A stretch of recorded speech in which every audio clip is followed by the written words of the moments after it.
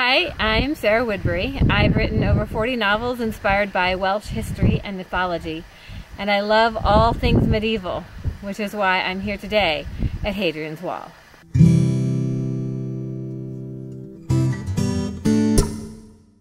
Hadrian's Wall is probably the most famous Roman construction in Britain, maybe one of the most famous Roman constructions in the world. Why is that? The Romans were known for building things. So they built roads and cities and forts and amphitheaters and baths. But until Hadrian's Wall, they had never attempted anything on this scale. They built walls around cities or around forts, but Hadrian's Wall is 73 miles long, 80 Roman miles.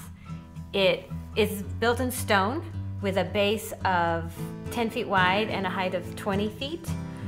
From north to south, it's a ditch, the wall, the forts, a Roman road that runs the full length of the wall from River Tyne to the Solway Firth.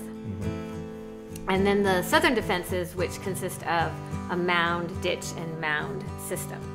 There are mile castles every mile. There are 14 forts roughly every 5 miles, and then 2 turrets every mile as well. Standing on the outside of Hadrian's Wall, which goes along this way, you can see the big ditch below, and then the wall heading that way, following the ridge.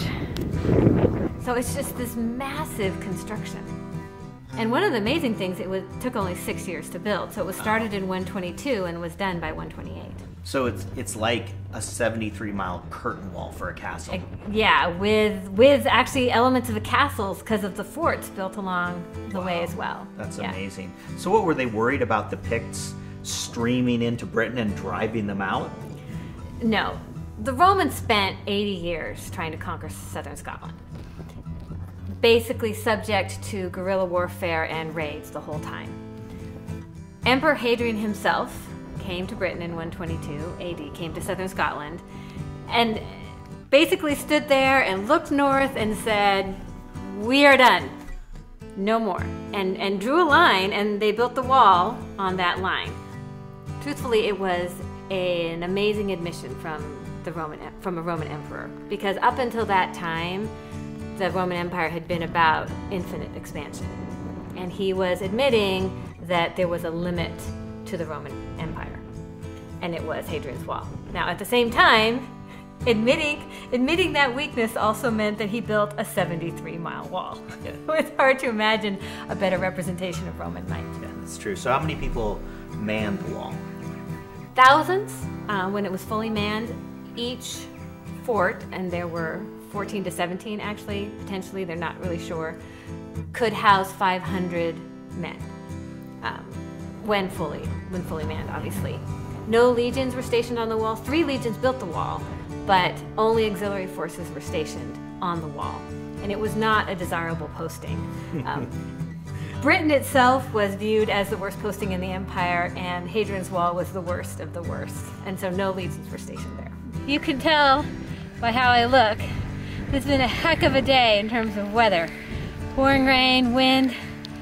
You can see why the Roman soldiers who were posted here considered it the worst posting in the empire. So when did they stop defending Hadrian's Wall? It does appear that they occupied it right up until the very end. Archaeologists have discovered coins on the wall that were minted between 403 and 406. So even if it was abandoned piecemeal, maybe, it wasn't really potentially abandoned until the very end when Rome walked away in 410. And then what happened? And then the Saxons happened, which we'll talk about next week. If you like this video, click on the playlist or subscribe to my channel. There'll be a new video next week. And if you want to check out my books, click on the link to my webpage.